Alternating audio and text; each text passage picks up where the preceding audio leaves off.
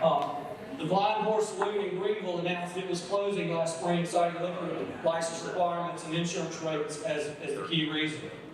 Insurance companies have begun pulling out of South Carolina with this and not writing this insurance anymore because they're paying out $2 for every $1 that they take in.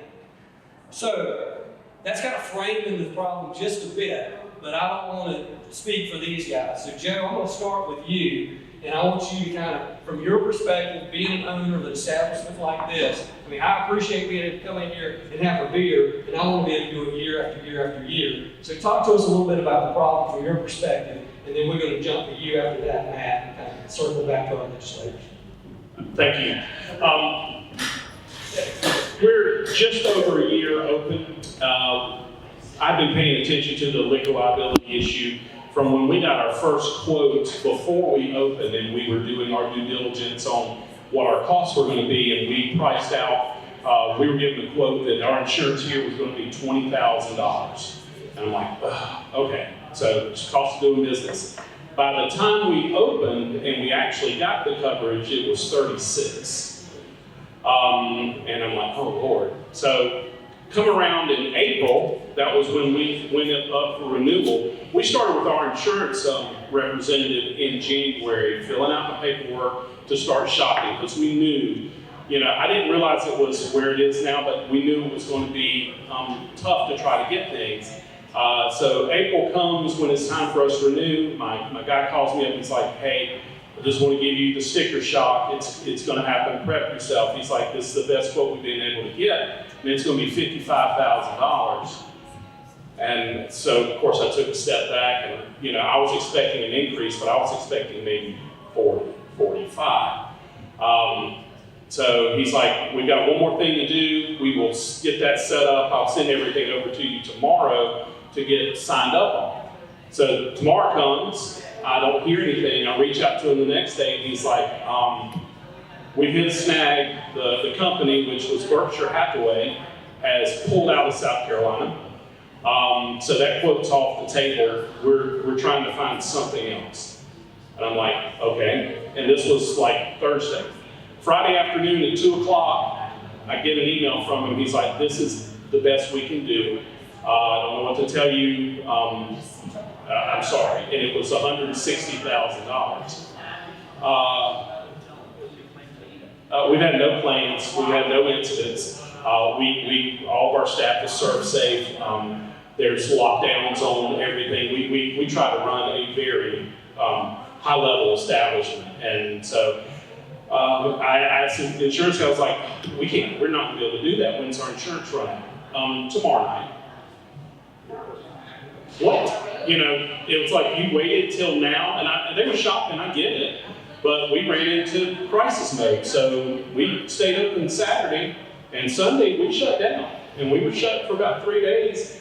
And luckily, between the insurance carrier and our leaseholder and the people that were involved, we ended up having to drop our coverage significantly. We were originally covered with a $1 million, $2 million policy for alcohol liability. We're now at like $50,000, $1 million. And the general liability billing, everything had to be dropped just for us to get coverage at $75,000. We're not making money right now. We're holding on in hopes that something is going to change in Columbia that can change this. I have, for my part, gotten very active with what's going on. South Carolina Venue Crisis has been a Facebook group that's been doing a lot. They're turning over to something different and reached out to several of us, and we have now formed the South Carolina Bar and Tavern Association. I put some flyers up there. So we're sort of taking over for that to try to be the voice for South Carolina bar tavern owners, especially in regards to liquor liability. Our hope is to get a large group of members so that we can hire a lobbyist so we can actually get something done in Columbia and have someone there that can represent us, because everyone who runs a bar or tavern, small business owners, you don't have the time to be in Columbia for all of that. You have to have someone else. So I'm here because of that. We're excited that we're able to have these conversations. We are trying to get more people to realize how this is going to affect everyone. Since this happened to us, we've had more carriers pull out in South Carolina. Heard the Hartford pulled out as of October 1st. They're not writing anymore. If you have Philadelphia, they're not going to be writing any more liability policies. And the list goes on and on.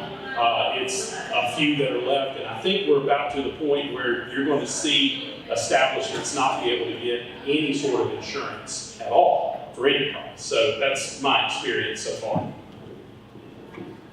All right, Matt, I'm gonna walk down here to you because we all know that insurance companies make way more money than they should make, right? And isn't that the problem? Y'all just need to lower prices. That's such an unfair statement.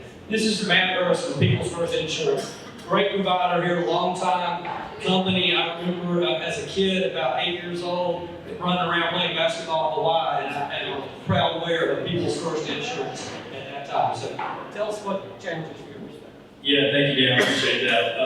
People's First, we've been here over 100 years, independent agency, so liquor liability and working with our local restaurants, bars, and taverns is not something that's new to us. But to give you the background on, from an insurance perspective, these carriers, to your point, Dean, yes, insurance companies make way too much money. They just don't give me enough of it. But the theory that insurance companies are having rate hikes and they just overcharge them because they can it's just inaccurate in a very general sense. When back in 2017, when the law changed, there was a joint several ruling that changed back in 2017. Basically, these insurance carriers were aware of that. If you don't know, I'll leave the legal discussion to our esteemed legislators here and to the senators specifically. The gist of it is that if there is a suit and you're found even, I think, 1/10% responsible, you could be held liable for the full amount. So if somebody comes to the judge's establishment, has one beer, goes down the road to Ronnie's Biker Bar, has 32 beers, and then leaves there and unfortunately hurts or kills somebody, they can pull Joe in and he can be just as responsible for that $1 million plus liability suit. So what happened, that really changed back in 2017 with that ruling. And again, that's joint and several. So these insurance carriers were aware of that. They didn't all jump out and meet the state immediately and say, we know this is coming, we're going to leave. They waited. Like most for-profit businesses, insurance carriers do like to make a profit. So they waited to see how it would go. And it didn't take very long before there were some pretty big suits that came in. These insurance carriers, as they got burned, as they lost money, as they lost $2 for every dollar they took in premiums, they started leaving the state. So we have 10,000 establishments here in South Carolina that serve alcohol. And for the sake of round numbers, say we used to have 40, 50 carriers in there. After a year, that maybe went to 35, and after another year, that went to 25 and 20. So these carriers are not going to stay and write business that's not profitable for them, and that's not exclusive to liquor liability. Every insurance carrier has their own appetite. Some like to work with contractors, some like to work with manufacturers, distributors, retail. They're allowed to do that through a process called underwriting. Right now, these carriers cannot underwrite for these losses because Joe does everything right here. We know they check IDs, they're safe, they don't overserve people, they monitor their patrons. But maybe the guy down the street doesn't. But Joe's just as likely to be pulled into one of those suits if somebody has one beer here as somebody who's serving underage and doing all the wrong things. So from an insurance perspective, these carriers don't feel like they can get their hands around the risk that's in front of them. And it's really just a roulette spin as to whether they're going to get burned on these big losses. So that's really the story from the insurance perspective. There's not a big rate conspiracy. Yes, all insurance is the toughest insurance market probably in a generation right now. So all your insurance is expensive. I understand that too. That's really not related to what's going on here. This is really an issue of how the laws are written in the legislation right now. Matt, a question for you that you may not be able to answer. Joe alluded to it. Many carriers are pulling out. Do you know, and Joe, maybe you know, how many carriers are writing liquor liability, alcohol liability in South Carolina right now? Do you know that? I don't, not off the top of my head, I don't, like you mentioned a few, what we call standard carriers, the names that you've heard, the Travelers, Cincinnati's, those folks. There are some in the state that are still technically writing liquor liability, but what they're open to writing is, restaurants, and they're going to look at percentages to see if your sales are under a certain threshold. In some cases, maybe 20. If you do more than 20% of your business in alcohol, they're going to touch it. Fine dining establishments, in their mind, they can underwrite that. The risk is better, so they'll continue to write those. If you're a bar tavern or you're just selling alcohol, they're not, the carriers that are left, the few of them, they're not gonna touch it. Okay, so I think we've got a sense of the challenge that you face. The insurance companies can't see a way to make a profit on it, so they're no longer, many of them aren't staying here. We'll look at Heath and Michael. Heath Sessions, Representative Sessions, District 46, right? Yes, sir. Okay. You're also kind of involved in this establishment, so you kind of can see it from both standpoints. So talk a little bit about the problem, but then let's start segueing in to what's going on in Columbia to look at possible solutions. And then Joe, you and Matt, I'm going to come back to you guys with solutions from your standpoint of what your industry could do, Joe, what your industry could do, Matt, okay? Yeah, thank you, Dean. My name's Heath Sessions. Not only do I represent District 46, which is Rock Hill, I'm also the owner of this property.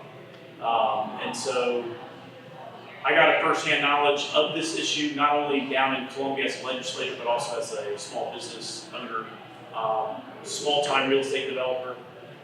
When Joe went through this, he talks about his landlord trying to be flexible with his lease. That would be me and a couple of my buddies who decided to buy this building. We wanted to restore a historic building and not tear it down, and found Joe to be a wonderful tenant. And learned firsthand that this is threatening his livelihood. And if it affects his livelihood, that's going to domino into folks like me. I'm not a large commercial real estate developer. I do this on the side with 3 buddies, you know. So I'm learning firsthand about this problem and these challenges. And as Matt alluded to, back in 2017, this law was changed to where the bad actors get lumped in with the good actors as far as when they're selling alcohol, and the good actors could be 100% liable for these things. So I think, and I'll let Senator Johnson talk about the Senate experiences earlier this year. That was more of a comprehensive tort reform that they worked on in the Senate. In the House, we worked on more of a laser-focused liquor liability bill. Just personally speaking, I didn't support it. It wasn't strong enough. It didn't just go ahead and try to fix the solution. It tried to put some of the responsibility on business owners to not sell at certain hours or stop selling at certain hours, and that's not the solution here. The real solution is to go in and fix this. In the Supreme Court decision, I think that Kittredge wrote the decision on, who is now our Chief Justice. There is a legislative solution here. We just need to find our body in the House and in the Senate needs to find the political will to pass it. So I would say, and we're going to offer up some specific solutions. We could go back in and just change to where, you know, if Joe sells 1 beer, Senator Johnson's got one that sells 32 beers. He's 32 per, you know, I mean, he's responsible for the property damage or any sort of accident that occurs afterwards. He is a fraction of that. Right now, a plaintiff can come and settle with Senator Johnson's bar establishment and then go and sue him.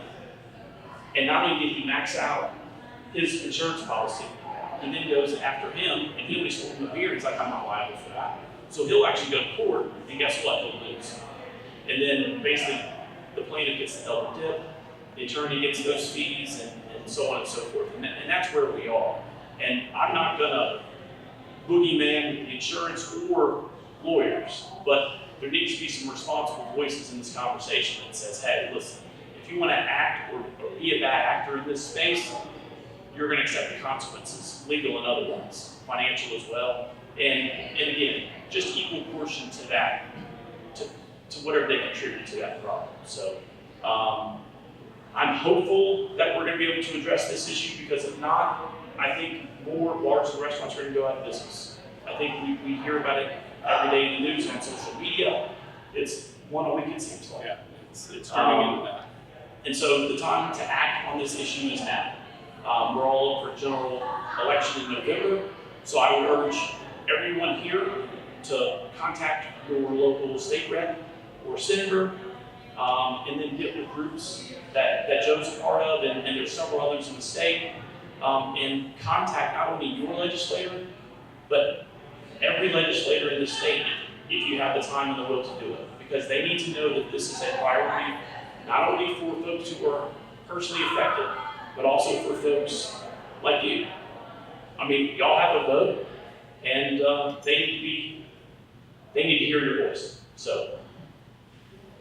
Thanks, Steve. So let's back up to last year just a minute. Last year in the Senate session, South Carolina Justice Act, I believe is what it was called. Senator Johnson, I know that many groups were kind of touting that as possible fix for not only this issue, but just the joint several legislation in its entirety.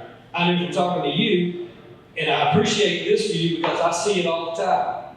Local chamber has been advocating for a fix with comprehensive tax reform. Our property taxes on commercial businesses are through the roof. We know that that's going to take, it can't be a piecemeal approach, it's got to be a bigger approach. Senator Johnson, I think you took the same approach. You looked at that, the joint and several, and you said, okay, if we do this, this alone is not going to fix the problem. There's more to it. So talk about your thoughts and how you see us moving forward to address possibly joint several and alcohol liability, possibly as a bundle or some more comprehensive approach. Thank you, Dean. I'm just curious, to look out at the crowd, how many of you own a bar or work for a bar that are here? Almost everybody. All right, so that kind of helps. So the reality is, passing a bill to end joint and several is not going to fix your liquor liability issue. It will fix some of it, but it's not going to fix all of it. It's not actually going to really drive down premiums and encourage insurers to re-enter the market. So what does work? Well, we know this. We can just look at our neighboring states and tell you the answer. Alabama, they had an ISO of 10 on all of their bars. As you know, ISO it is as bad as it gets. You can't. They enacted a bill, and in 2 months they went to a 4, and premiums went through the floor. Carriers re-entered the market. So this past session, I, along with Senator Tom Young from Macon, introduced a bill, S-1048, which was literally almost a word-for-word copy of the Alabama. And what it simply said is if you serve someone, a customer, and they are not visibly intoxicated at the time of service, you have zero liability on that person. So you give somebody 2 drinks, they're not intoxicated, they leave your bar, they go to bar number 2 where they have 2 drinks, and they go to bar 3 where they have 2 drinks and 4 shots. That's the bar that needs to pay. That bar. And the reality is we need to accept there are bad bars. There are people who are serving shots at 1 a.m., 2 a.m. in the morning, and they shouldn't be. It's just, you are endangering everyone at that point. So we filed the bill. The bill made it out of the Judiciary Committee. But here is the problem. And I need you to understand, you have now gotten caught up in a debate about tort reform. Not liquor liability reform, but tort reform. Should we repeal joint and several liability? I can tell you a million reasons why joint and several liability is a bad thing. There's just fundamental unfairness in it. There are other people who can tell you just as many reasons why it's been a good thing and why it has helped people who had another way to access an insurance policy. We can argue the debate over that. But the problem is, that's a bill that is surrounded in controversy.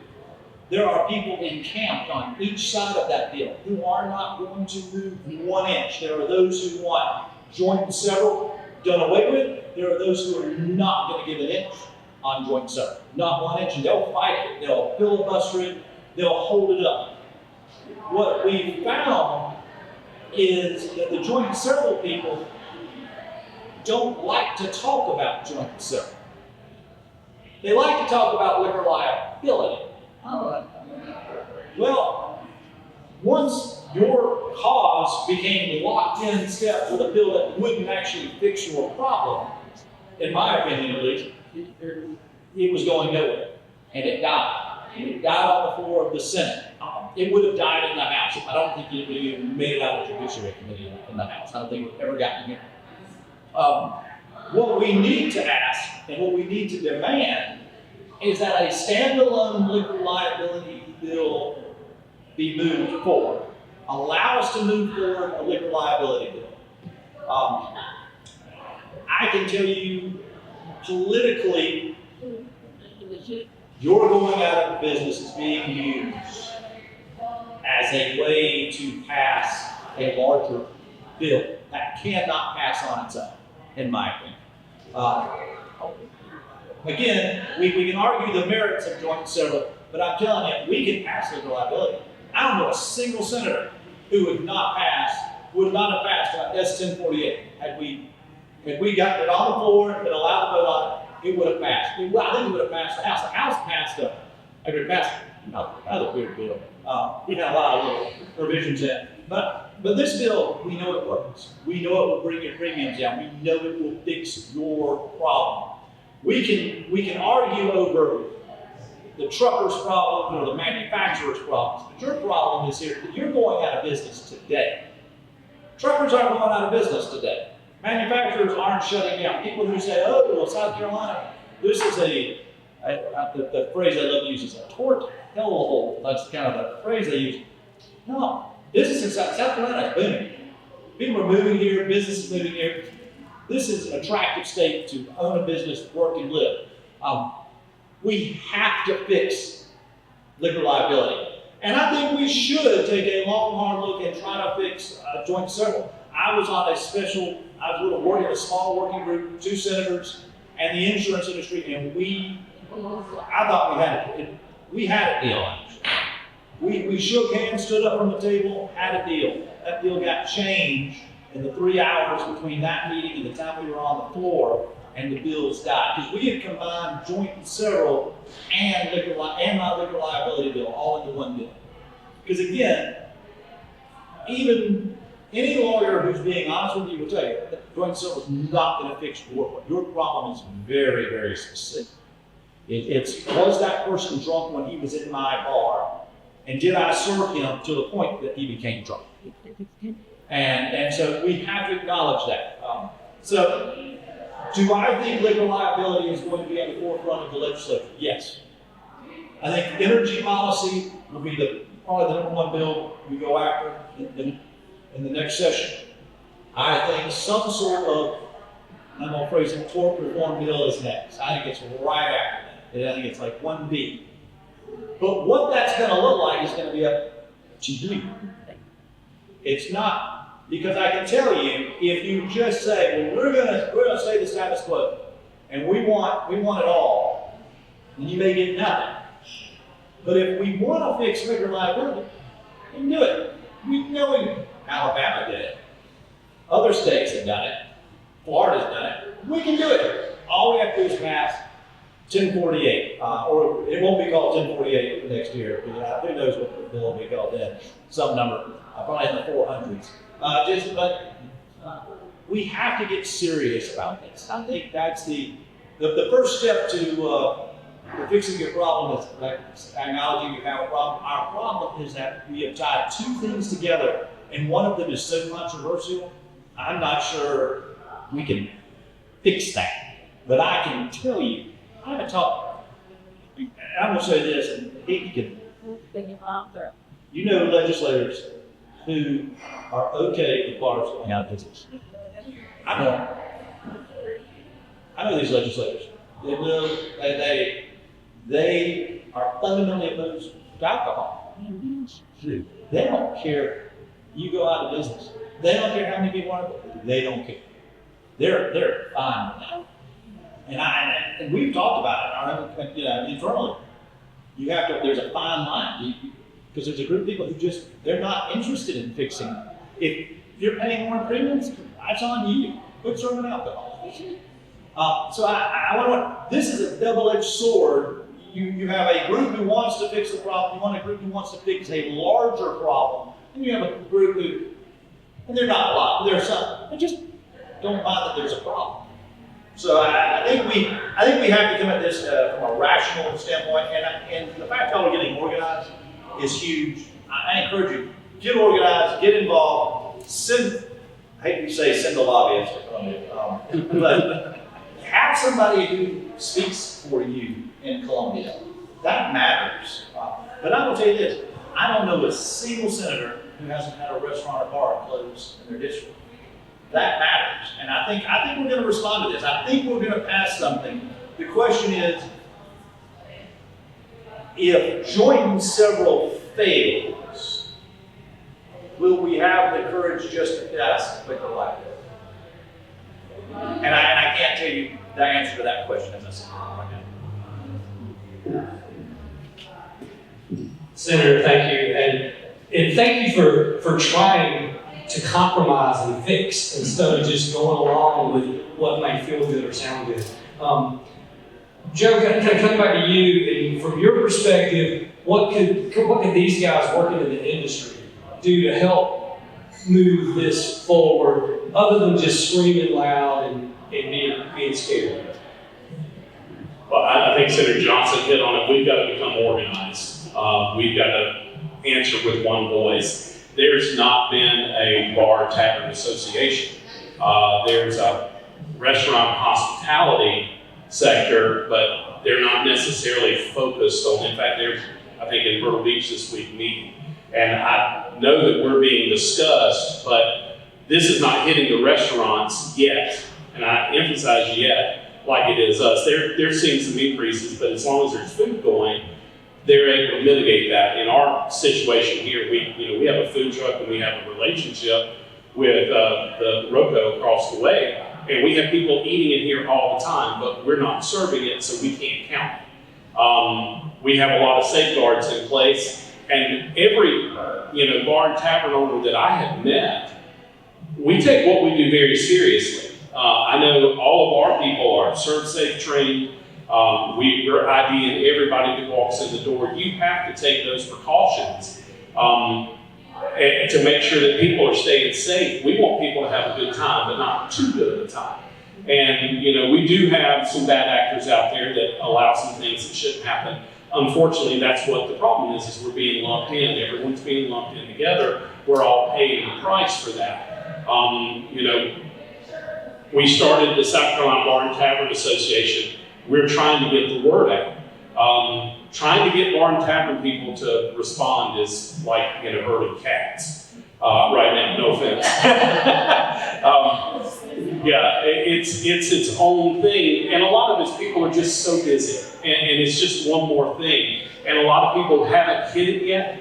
If your renewal hasn't hit yet, then it may not be the issue you think it is. And what we're starting to see now is, we're large volume business, but some of our smaller businesses, our wine bars and things like that, where their insurance might have been $2,500 or $3,000, all of a sudden it's going to be $20,000 or $30,000, and there's absolutely no way they make enough money to cover that. And they're not expecting that. I was expecting a larger bill, not what we got. But we could mitigate a little bit. The smaller the business, the worse it is. And this is absolutely affecting small business in South Carolina. That's affecting alcohol license revenue that the state's collecting. It's taxes, liquor tax. Here in Rock Hill, the local 2% hospitality tax that we're covering. It hurts the state if they don't fix this. We're a tourism state.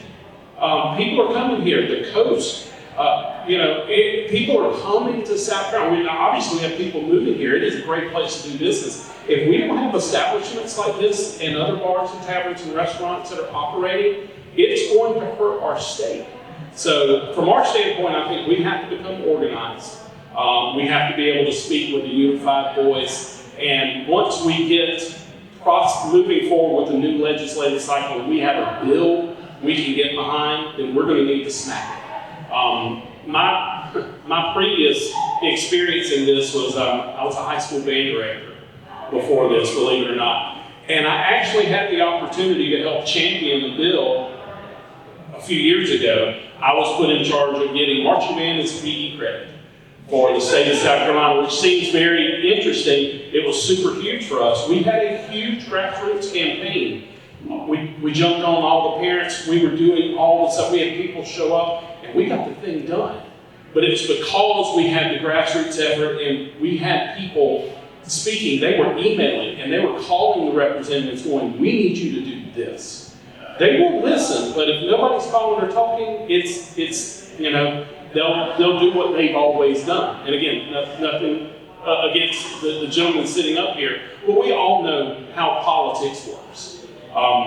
You know, though sometimes you have to be the loudest person in the room. We've got to become that voice, and I don't think to this point we have. So we are trying to become organized. So if you can join us with that, we're doing a $100 membership fee. We're a nonprofit, so it's tax deductible as much as you can do that. And our goal is to educate and one, you know, if we get this passed, we're planning to do some other things, but this is obviously the main focus. And you know, we need to make sure that alcohol liability is on the docket. First thing, can we get it passed quickly? Because every month we have a renewal, we're going to lose more businesses. And if this takes till June to make it, I don't know that we'll be open. Because I can't imagine what our insurance will be the next time around if we don't have a solution to this. Matt, thoughts from your perspective? Yeah, I got plenty. Yeah, I think, you know, I agree with the vast majority of what's been set up here. I think, you know, to the senator's point, there are a lot of moving parts between several. It's not just liquor. This is obviously the most pressing right now. There are other industries affected by it, and we see that on the insurance side as well. Manufacturing, construction, conventional trucking. Those have not, the situation is not quite as dire as it is with liquor liability. So while, you know, it's the Independent Insurance Association of South Carolina, their official stance is that tort reform in general is needed, I don't think you find anybody opposed to liquor liability reform too. So, you know, politics is a funny business. So certainly have a lot of confidence in our locally elected guys to do the right thing too. And again, you guys are in the same boat. You cast the vote, so make sure you get out and touch with those. I will tell you, you mentioned carriers coming back into the state and getting people to write these policies. All the conversations that we have had, and trust me, we have them almost daily. We certainly get calls from bars and restaurants almost daily asking for help with this. The conversations with these carriers have been, by and large, consistently still are, that if something gets passed, they will re-enter the state ASAP. There is no, well, if it passes, then we'll wait a year and see how it goes. That's not the case. Matter of fact, they've gone so far as to say, and they have lobbyists and folks that are keeping their hand on the pulse here as well, but you know, they've reached out to us as independent agents to say, let us know if something gets close to a vote, if the vote happens, if it passes, call us. And we told them we will be calling you that day. So a lot of these carriers that have left, again, insurance is a for-profit business. I can promise you, if the changes happen, and their attorneys obviously review these changes to the law, and these carriers feel like there's a profit to be made, they will be back before you know it. So, I mean, that's the good news. I think, you know, obviously the word is out. It could be out a little more, and I can assure you that, you know, if there's an insurance agent near you, independent, when they are plugged in with bar and tavern stuff, and our lobbyists that are down there doing their work too, because we all recognize what a problem it is for everybody. Pete, can I ask a question? Yeah, sure, absolutely. I asked a question to the crowd. Just, you all raise your hands if you either work out or eliminate fraud. Have you raised your prices? Have you raised the price of a drink or a beer in your bar? If you have, raise your hand. All right. You should. And then you should let every customer you have know why you did it. Right? Because if I'm coming to your bar or restaurant and I don't have a clue that you have a problem, I'm just going to order my beer, pay you my tab, and I'm going to walk on out. And I'm never going to call me or he to say. But if you said to people, hey, we got a 25% increase, and put it on the bill that says liquor liability surcharge. Put it on the bill. Show them, 10%, whatever your number is. And then when somebody says, what the thing is that? You say, I'm glad you asked. Here's a QR code, go take a look at this. This is why I'm going out of business. I need you to contact Michael Johnson, I need you to contact Keith Session, I need you to contact Wes Clover, Brandon Guffey. I need you to call these people, and I need you to make a difference. Because I can tell you, it's great that you're involved, but unless your customers are involved, you got a lot more customers than you have you. So we need the best way to make a change, and you said something about Columbia can be Columbia. Government is reactive, not proactive. Anybody who thinks it isn't, doesn't watch. It's happening. We are really, but and I got that. You don't want us to become proactive. Proactive government is a bad government. You don't want the government to go finding things that they think is a problem to go fix it. We do that already sometimes. But we need that feedback. I'll be very honest, other than I've had one work. That's it. I've had one person complain to me about their liability in my entire district. One. No one else. If you and your customers call, we will respond. But you have to get that boiling point, that pressure point, where Columbia feels it's time to react. Because there will be 6,000 bills filed in Columbia over the next 2 years. 6,000. 180 will become law. You got to build a certain amount of pressure to become one of the 180. I'm being very honest with you. So I'm trying to joining this organization, getting your customers enthused. That's how we pass an Alabama-like, or we just pass a bill, a common sense bill that says if you were sober when you were in my place, I don't owe a dime on this tab. That's not a me problem. I did my job. And that's all we can ask for. Thank you, Michael. I do like the soft, appropriate attire for the alcohol discussion tonight. If it's okay with you guys, I'd like to see if we have any questions from our guests. Anybody? Regardless of the impact to us, how is the legislator ignoring or disregarding the loss of revenue that's going to happen in the next 6 months?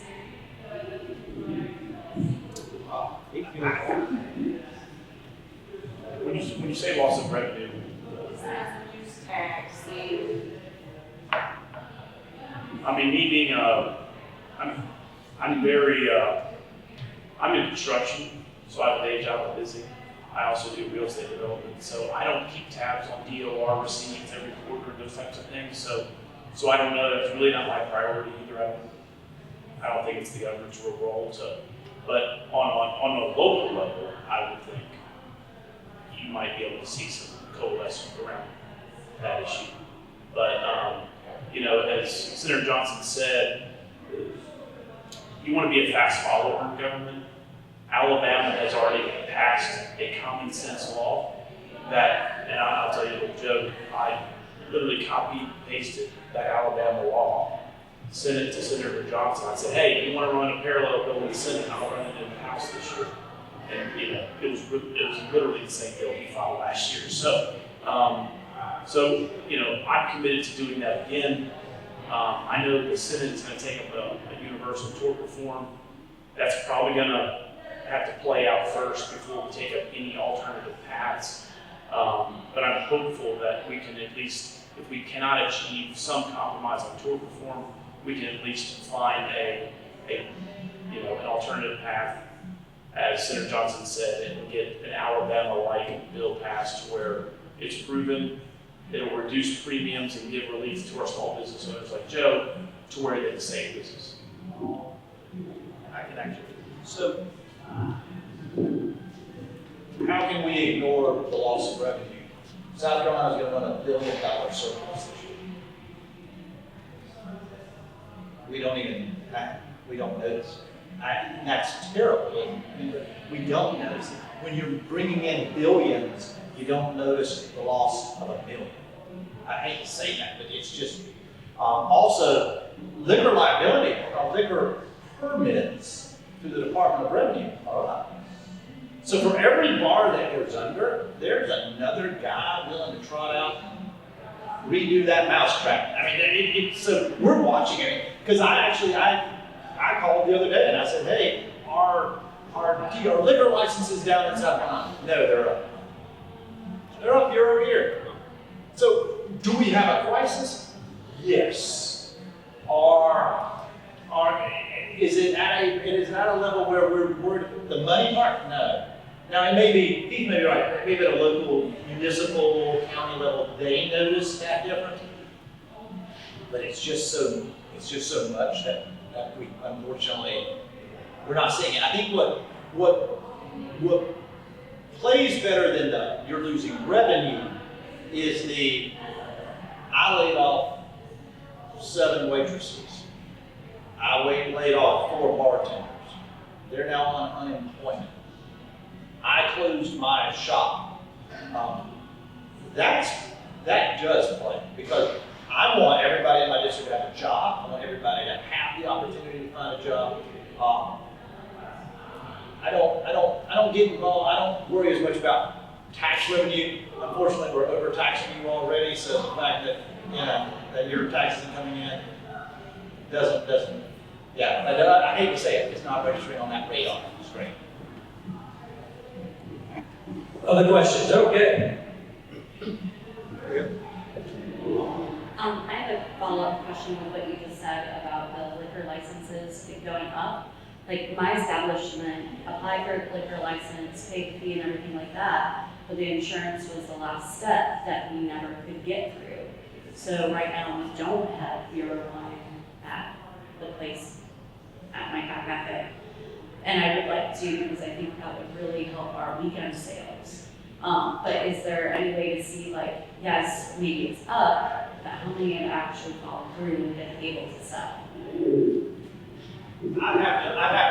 I could call and ask again to get some clarifying numbers, but when I call, and I'm going to attend a conference 2 weeks from now, and I'll actually ask that, because it's a conference literally going to revolve kind of around this issue, and so I'll bring that up at that and see if I can get a little clarifying numbers. Is that like when more folks hire that you can use as a, hey, we've got all these businesses who want to, but aren't? Do you lease your establishment? Yes. How friendly is your landlord? Will they work with you as far as lessening the insurance requirements on a per occurrence or that's an avenue that we had to take. Yeah, I can touch on that too. That's not. Yeah, that might be something you guys can.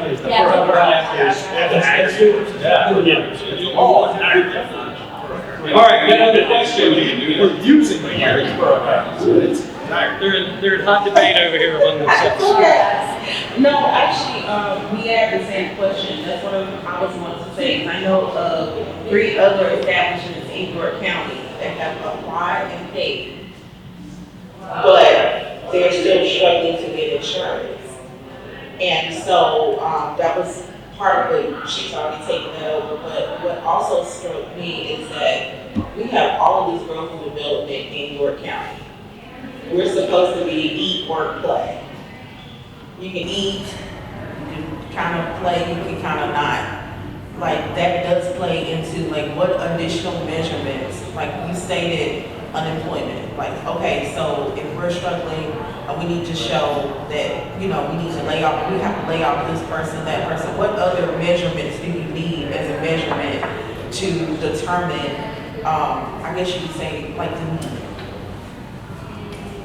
Because it's going to affect the, I guess you can say, the plan of the area. We got so much growth and things are going on that if we can't get insured, or if we're having a hard time getting insured, like how would we stay open to facility, to be a part of that program?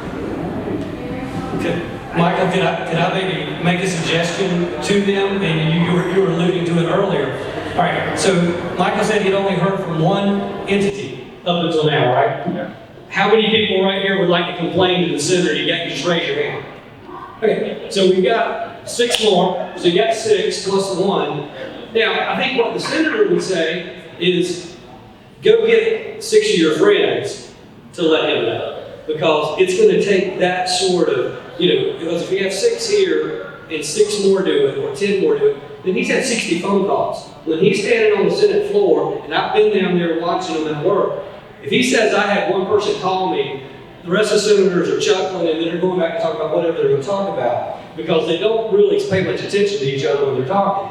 But if he says, I had 60 people call me last week, they're going to look up and go, wow, you had 60 people call you? Is that not a fair statement? I think that, and I will say this. Can we have your personal number? Well, and I'm happy to give you that, but I will tell you this. Who's your senator? Who's your senator? Who's your state rep? But I say that not to embarrass you, but to say, if you don't know your senator, if you don't know your House rep, shame on you. Your insurance premiums are going up because you haven't engaged yet. You're going to, that's why you're here. You have to know me. If you're not in Fort Mill, TUK, or Indian Land, I don't represent you. Wes Clymer represents most of Rock Hill. Mike Fanning represents a chunk of Fort Mill. Rock Hill. So I think the first step, again, is acknowledging there's a problem and then saying, well, how do I fix it? If you don't have your state rep and your senator's cell phone number on your phone, you are failing at kind of this whole idea of lobbying. Because I can promise you, the CFO and CEO of LPL, which is one of the larger employers in my district, they have my cell phone number. I'll give you my cell phone number. I give it out to everybody. It's on my website. I constantly give it out. I don't mind.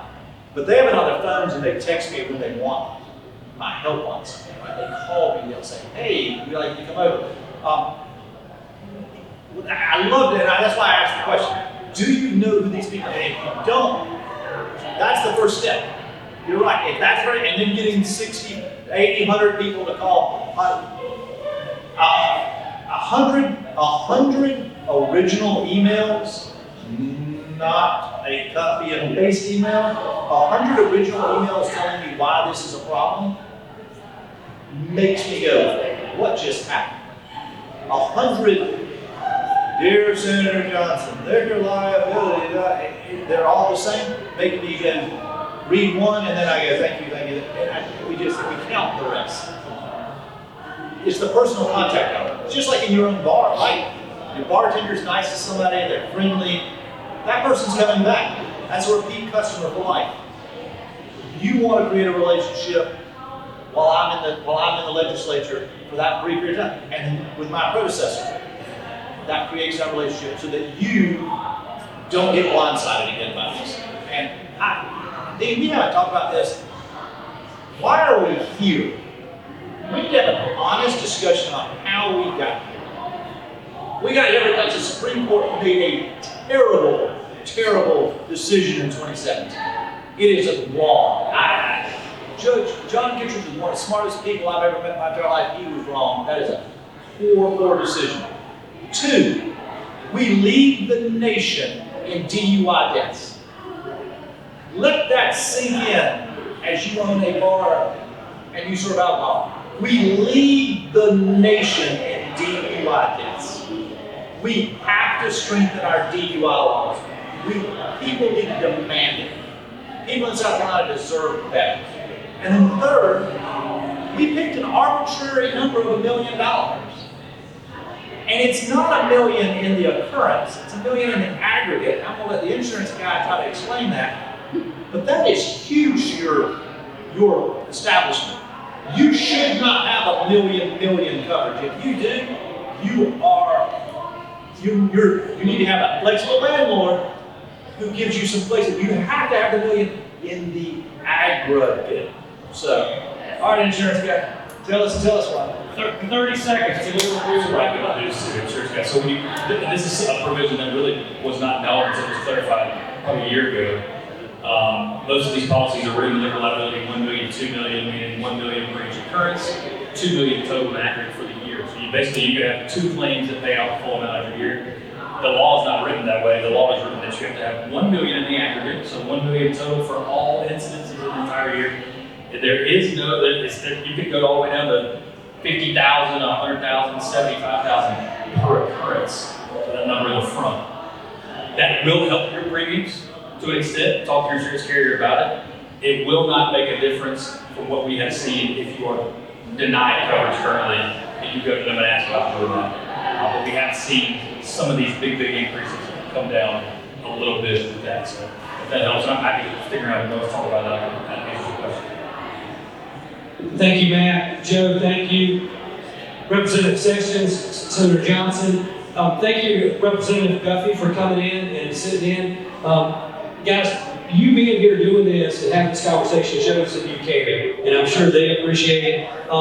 Again, I'm Dean Fell, the president of the Chamber of Commerce.